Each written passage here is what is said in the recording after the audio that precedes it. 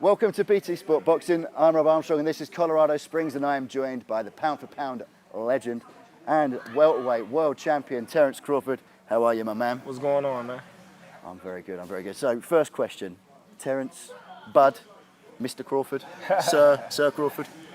Anyone. Really, this Khan fight is a big sort of reintroduction for you to the British audience. Right. Because you came to Britain before, didn't you? And you, dispatched one of our champions, didn't you? Ricky Burns. Yeah, up in Glasgow. Yeah, that was a pretty good fight. You know, that's where I won my first championship at 135, and we circled back around, and now I'm fighting another one. Probably a lot of the first time a lot of British guys will see. Describe yourself as a fighter for what they're about to see. Well, I just look at myself as a complete fighter. There's pretty much nothing I can't do in the ring. I can fight going forward. I can fight going backwards. I can fight going side to side. I can box. I can counterpunch. I can slug it out. I can switch from orthodox to southpaw effectively. And I can outsmart and think my opponent in the ring. You're a southpaw mainly, aren't you? But how much time do you put into each to work on that switch thing? I'm not a southpaw. I'm orthodox. You're mainly orthodox? Yeah. Well, that's a sign of how good you are. Right. Because Amir Khan was saying the other day, he was saying, oh yeah, I normally do well against southpaws. Yeah.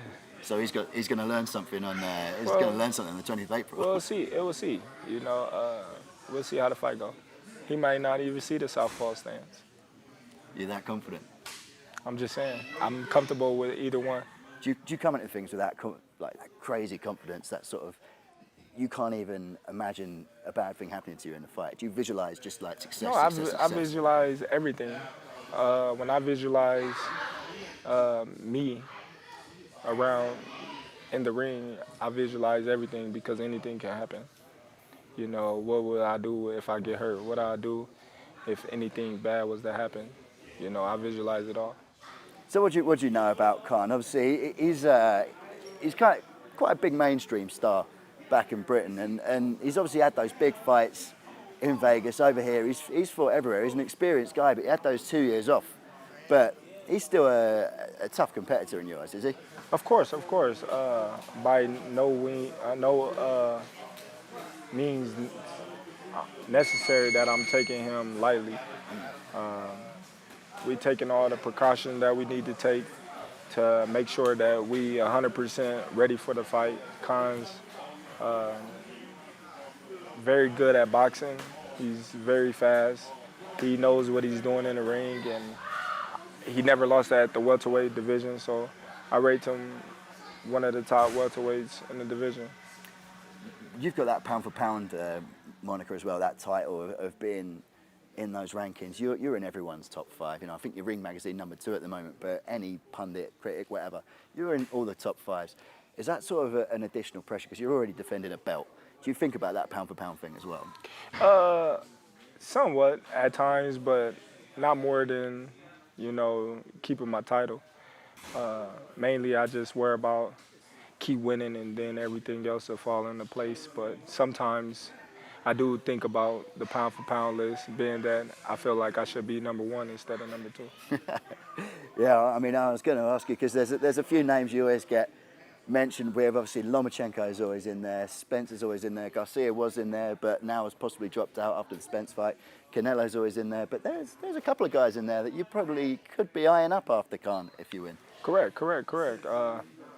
But I'm not moving too fast. My main focus is on Amir Khan right now, and then after that fight, then we can go from there.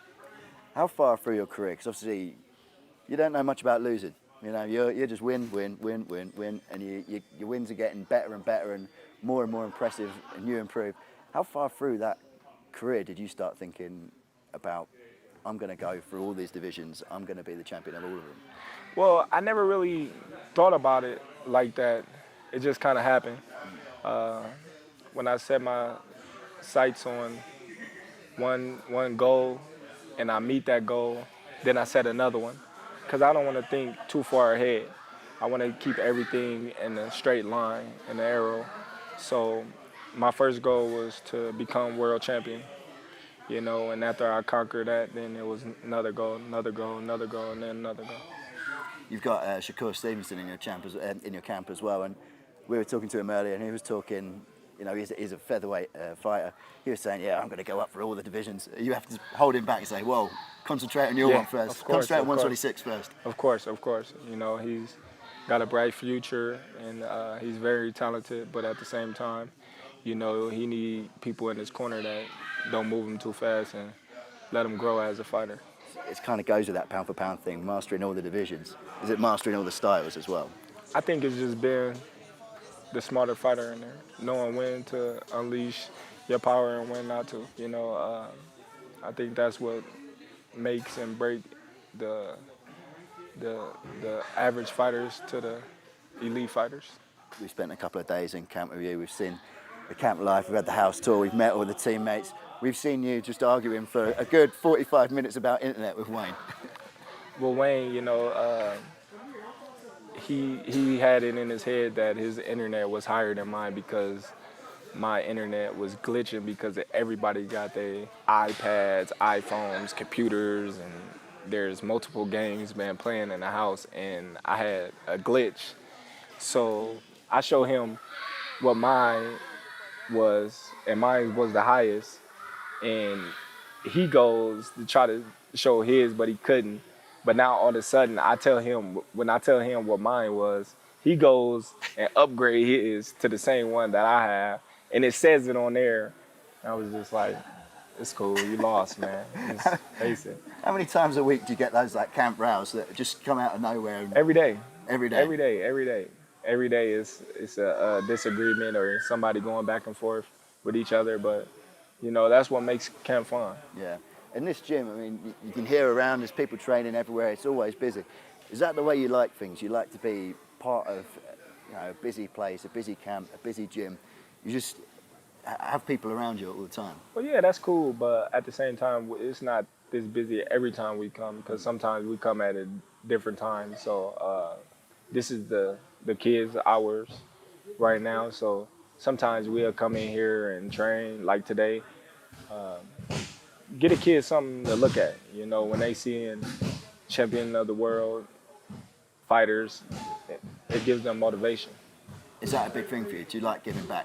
Of course. I have my own boxing gym in Omaha, Nebraska, and it's pretty much like this youth and people that's trying to fight for their dreams and become the next champion of the world.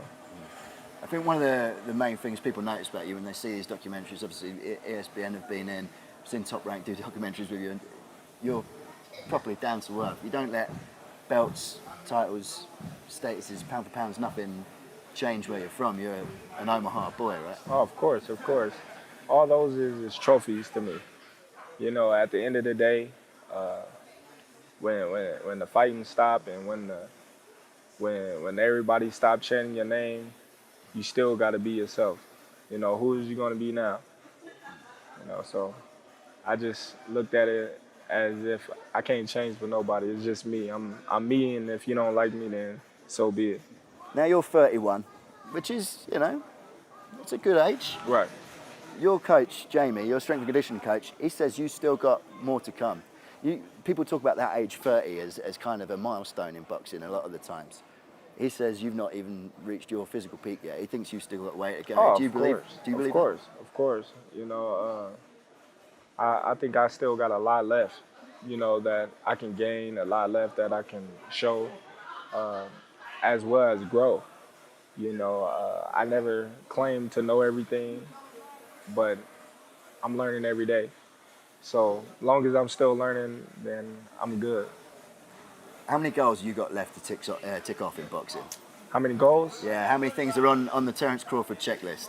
A few.